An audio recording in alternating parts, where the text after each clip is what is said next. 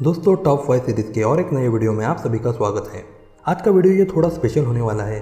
आज का वीडियो का टॉपिक ये हम सबके लिए बहुत ही खास है। ये टॉपिक थोड़ा सीरियस है पर उतना ही इम्पोर्टेंट भी है। पहले हम टॉप 5 कार बिल्डिंग या डिजास्टर पर वीडियो होने वाली थी, पर कोई भी बड़ा यूट्यूबर इतने इंपॉर्टेंट और गंभीर टॉपिक पर वीडियो नहीं बना रहे हैं। इसीलिए हम इंसान की ऐसी 5 बातें देखने वाले हैं जिससे इंसान को नहीं पूरी धरती को तबाह करके रख देगा। अगर ऐसी चीज़ें अभी सॉल्व नहीं की तो आगे जाके इसका प्रॉब्लम होगा। तो इसीलिए इस वीडियो को पूरा देखें और किसी वीडियो को नहीं, पर इस वीडियो को सबके साथ ज़रूर शेयर कीजिए, जिससे हमसे इस धरती के लिए थोड़ी सी मदद हो। देखते हैं दुनिया की सबसे बड़ी टॉप 5 प्रॉब्लम और दुनिया के टॉप 5 सबसे बड़े दुश्मन। वीडियो शुरू करने से पहले मैं आप सभी को ये पूछना चाहता हूँ कि कौन है वो दुनिया के सबसे बड़े दुश्मन। यही सवाल डॉक्टर अब्दुल कलाम ने एक स्टूडेंट से किया था, जिसका आंसर सुन के वो भी शॉक हो गए थे और उस स्टूडेंट की तारीफ़ की थी। वीडियो शुरू करने से पहले आप कमेंट में गेस करो कि कौन है वो 5 दुश्मन। तो शुरू करते हैं। Number 1, population. पॉपुलेशन ये दुनिया का नंबर 1 दुश्मन है, जो हर सदियों में और भी गंभीर होता ही जा रहा है। अगर इस प्रॉब्लम को एंड टाइम पर सॉल्व नहीं किया तो आने वाले समय पर यह और भी ज़्यादा गंभीर रूप ले सकता है। अगर दुनिया की जनसंख्या इसी स्पीड से बढ़ती रही तो आने वाले समय में लोगों को रहने के लिए क्या चलने के लिए भी जगह नहीं बचेगी। बढ़ती आबादी की वजह से सभी रिसोर्स तेज़ी से ख़त्म हो जाएंगे। आबादी बढ़ने की वजह से दिनों दिन महंगाई बढ़ती जा रही है। आबादी की वजह से जंगल कट रहे हैं, इसका असर सभी जीवों पर हो रहा है, जिससे कई जीव विलुप्त होने के मार्ग पर हैं। और अगर एक भी जीव विलुप्त हो गया तो उसका इम्पैक्ट दूसरे जीव पर भी होगा, क्योंकि हम सभी एक ही जीवन चक्र का हिस्सा है। इसका असर इंसानों पर भी होगा। हम अपने फ़ायदे के लिए जंगल काटते जा रहे हैं। हम पहले ही भारतीय चीतों को इस दुनिया से हमेशा के लिए विलुप्त किया। अभी हम कितना भी करें तो भी उस जीव को वापस नहीं ला सकते। अभी हम अफ्रीका से चीता क्यों न लाए?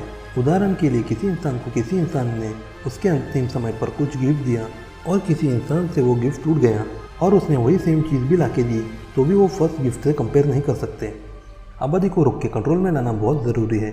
आगे के उदाहरण से आपको समझ में आ जाएगा कि ये कितना इम्पोर्टेंट है। उदाहरण के लिए समझो कि बलून ये हमारी धरती है और उसमें से गैस ये इंसान। अगर बलून में गैस ज़्यादा भरी जाए तो वो एक समय के बाद बलून फूट जाएगा। वैसे ही धरती का भी है, जब आबादी ज़्यादा हो जाएगी तो ये दुनिया तबाह हो जाएगी। और एक सिंपल एग्जांपल से समझते हैं। पानी में बोट है, वो उसी कैपेसिटी 10 लोगों की है और आपने उसमें 20-50 लोगों को भेजा तो वो बोट डूब जाएगी। सबकी एक लिमिट होती है। एक इंसान उतर जाएगा और एक इंसान चढ़ेगा तो सभी को जगह मिलेगी। वैसे दुनिया का भी है, एक आया और एक गया तो बैलेंस बना रहेगा। हम एक जा रहा है और 10 ला रहे हैं। किसी को ये नहीं सोचना चाहिए कि मेरा परिवार, वंश या जात की संख्या ज़्यादा हो, इसीलिए बच्चे ज़्यादा पैदा करें। मेरा ऐसा मानना है कि पूर्वजों ने जात धर्म बनाए थे, वो सोच समझकर ही बनाए थे, जिससे आबादी को कंट्रोल में लाने के लिए एक अच्छी तरकीब थी। क्योंकि कोई भी जात होती ही नहीं तो कोई भी किससे भी शादी करके आबादी तेज़ी से बढ़ जाती है।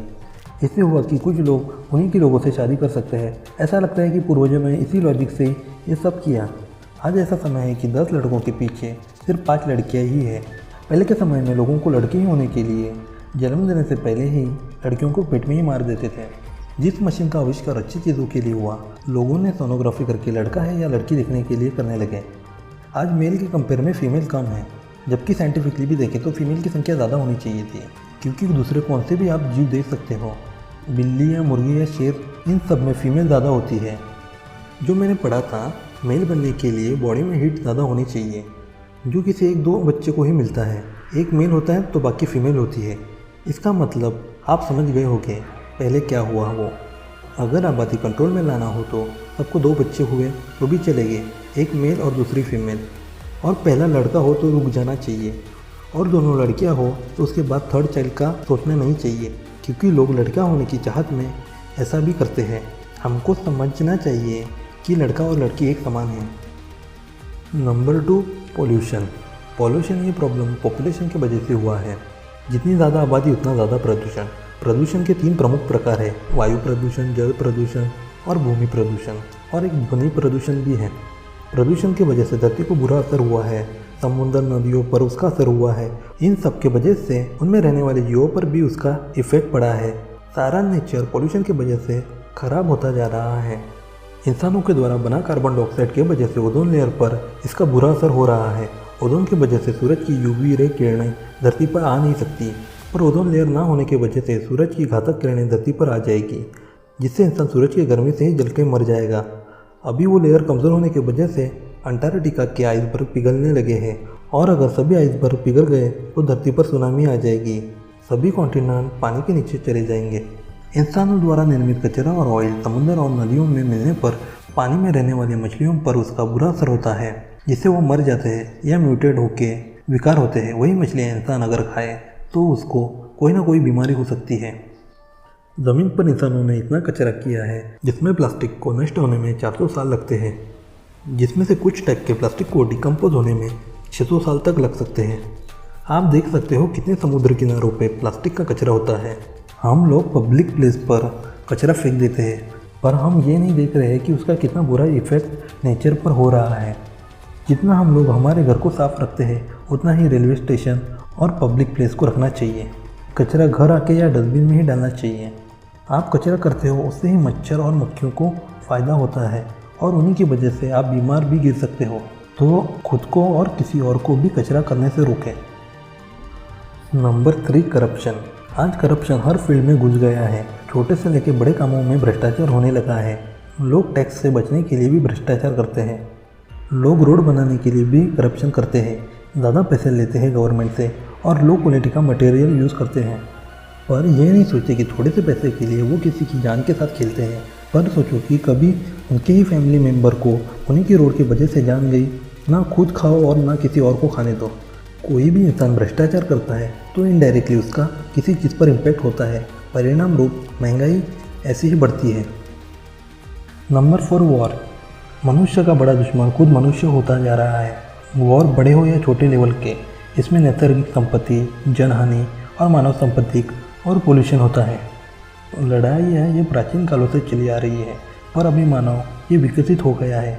उनको समझना चाहिए कि लड़ाइयों का असर धरती पर हो रहा है। बड़े बड़े बॉम्ब के असर से ज़मीन पर भी रेडिएशन होकर ज़मीन नापीक हो जाती है। वर्ल्ड वॉर 1 और वर्ल्ड वॉर 2 का असर पूरे दुनिया ने देख लिया है। और अभी वॉर सिर्फ मिसाइल और बॉम्ब से ही नहीं होता, बायो वेपन से भी हो रहा है, जैसे हमने इन 2 सालों में उसके बुरे परिणाम देख ही लिए हैं। पर यह सब किस चीज़ के लिए हो रहा है? ज़मीन के एक टुकड़े के लिए और रिसोर्सेज के लिए।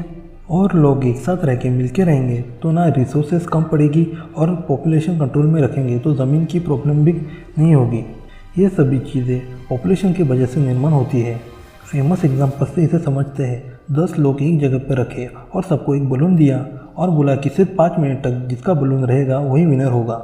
लोग क्या करते हैं? दूसरों का बलून फोड़ देंगे जीतने के लिए। वो ये नहीं सोचते कि अगर किसी ने भी किसी का बलून नहीं फोड़ा तो सारे जीत ही सकते हैं।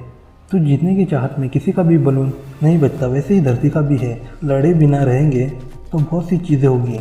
जैसे बॉम्ब को क्रिएट करने के लिए जो पैसे लगते हैं वो बचेंगे, लोगों को कम टैक्स लगेंगे, कोई मिलिट्री या फोर्स की ज़रूरत नहीं होगी। अगर सब प्यार से रहेंगे तो ना जाने जाएगी, क्योंकि ये सब पैसे हमारे टैक्स से ही जाते हैं।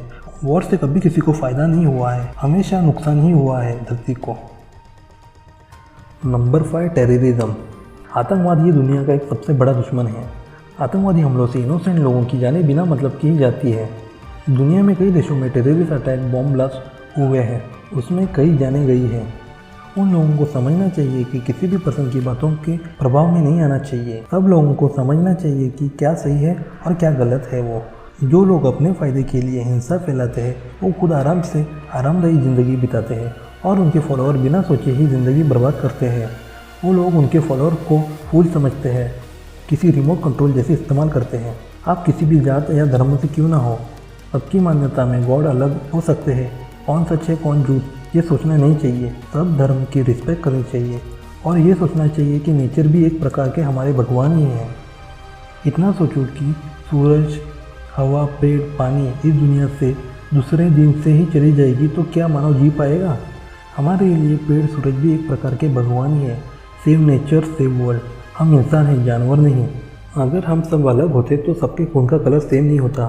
सबके खून का कलर ये अलग होता है, लाल, पीला, नीला। मैं अकेला कुछ नहीं कर सकता, पर हम सब मिलकर बहुत कुछ कर सकते हैं। एकता से बड़ी कोई और शक्ति नहीं।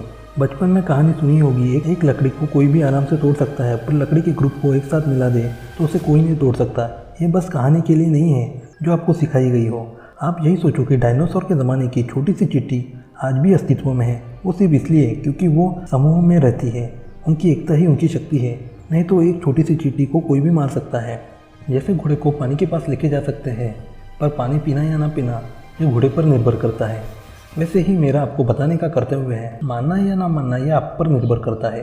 एक इंसान ही है जो इस दुनिया को एक तो तबाह कर सकता है या इस दुनिया को बचा सकता है। आप सोचो आप किस साइड हो, क्योंकि आजकल के बड़े क्रिएटर सिर्फ और सिर्फ पैसा छापने में बिजी है, जबकि उनके पास उतने सब्सक्राइबर फॉलोअर्स है, वो अपनी बात ज़्यादा से ज़्यादा लोगों के पास रख सकते हैं। पर ज़्यादातर लोग सिर्फ अपना फ़ायदा और पैसा ही देखते हैं और उसके पीछे होते हैं जिससे उनको फ़ायदा हो। वो बिना मतलब की कैंपेन चलाते हैं अपने फ़ायदे के लिए। मेरे पास सब्सक्राइबर का नंबर भले ही कम हो, पर जितने लोग मेरे साथ जुड़े हैं मैं उन सभी का आभार मानता हूँ। ये वीडियो ज़्यादा से ज़्यादा लोगों के पास पहुँचे, क्योंकि इससे कुछ सुधार हो, लोग पोल्यूशन ना करें या बुरी चीज़ों से दूर रहें, सब कुछ खुश रहें। ये सिर्फ एक डिस्ट्रिक्ट, स्टेट या कंट्री के लिए नहीं बोल रहा हूँ, ये पूरे वर्ल्ड के लिए बोल रहा हूँ। लोग हैशटैग करके बिना मतलब की कैंपेन चलाने से अच्छा हैशटैग सेव वर्ल्ड जैसे कैंपेन चलाएं, जिससे ज़्यादा से ज़्यादा लोगों के पास ये चीज़ें फैलें। इसका फ़र्क आने वाली कुछ ही वर्षों में देखने को मिलेगा। Thank you for all.